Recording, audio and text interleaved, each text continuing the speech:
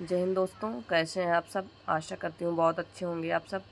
मेरी तबीयत पिछले कुछ दिनों से सही नहीं है।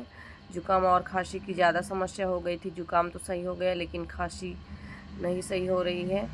इसीलिए मैं 5 दिन की छुट्टी लेके घर भी गई थी, लेकिन घर से पूरी तरीके से सही नहीं हो पाई हूँ और मैं आज वापस आ गई हूँ अपने थाने पे।